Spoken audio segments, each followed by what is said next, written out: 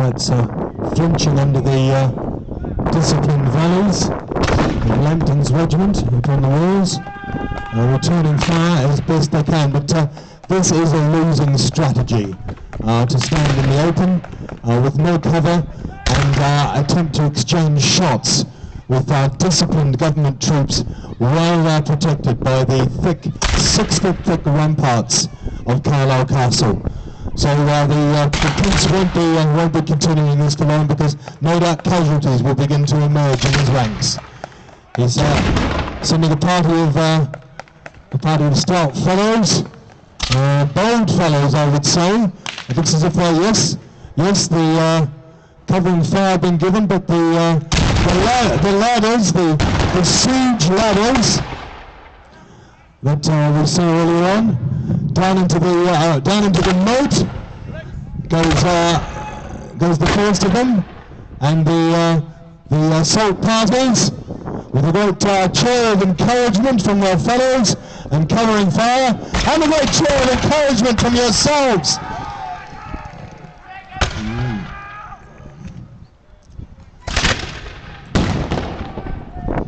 The first of the, it's like a competition, isn't it, ladies and gentlemen, in which the two ladder parties make their way down into the moat, and up goes the first of them, ladies and gentlemen. Give them a round of applause. Now, of course, they are now in a much safer position, ironically, the ladder parties, than their fellows up on the bank here, because the fellows on the ladders, of course, are much more difficult targets for the Redcoats, who, in order to get a clean shot, must expose themselves, if you'll pardon the expression. So, in a more gentlemanly pace in some cases. Come on, fellow! In the time of the 18th century, will do nicely.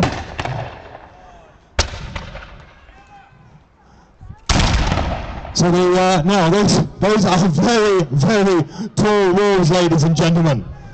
Have the Jacobite engineers done my calculations correctly?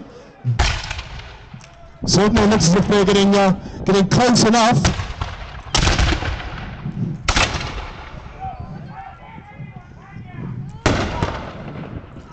A casualty on the far side amongst the Jacobites, pitches to the ground, but the garrison upon the wall should be somewhat concerned. What have they got? They cannot lower their muskets sufficiently. But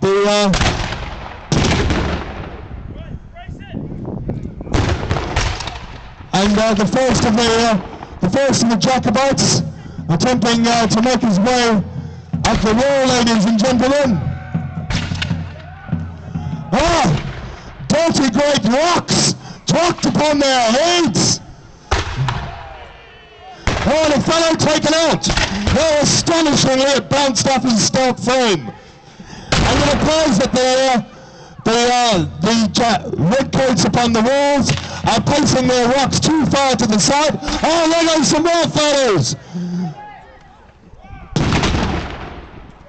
So, great sections of Carlisle Castle itself being dropped upon the heads of the Jacobite ladder party.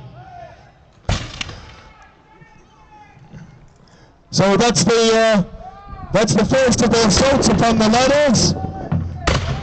Now we're on the other side, the other ladders. Then comes a grenade, ladies and gentlemen.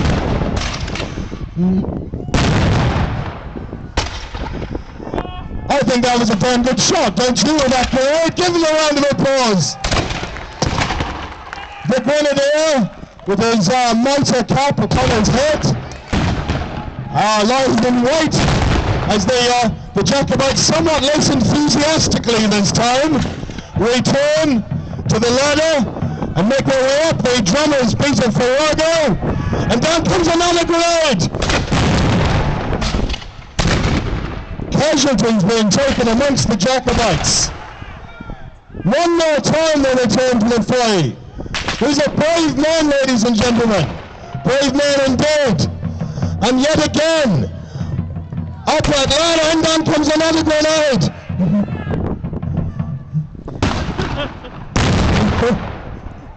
And that was a draft uppercut, but that slightly elderly Jacobite at the rear, good people. So, Bonnie Prince Charlie has certainly launched that attack with gusto, and some would say with a almost cavalier disregard for the lives of his followers. Now the Scottish soldiery who marched to Carlisle were in many cases both lowlanders as well as Highlanders. But the Highlander clans in particular had been raised often under some pressure from their landlords, their feudal hereditary chiefs, and formed into clan regiments and marched south. Now, if you think about it, Aberdeen or Inverness, or even the most northern reaches of the Highlands to Carlisle is already a 600-mile march on foot. So these were determined men, and of course they would continue to march. After Carlisle, the Jacobite army would march on foot for the most part to Derby, well into England, and giving the British government a terrible fright. So exchange of fire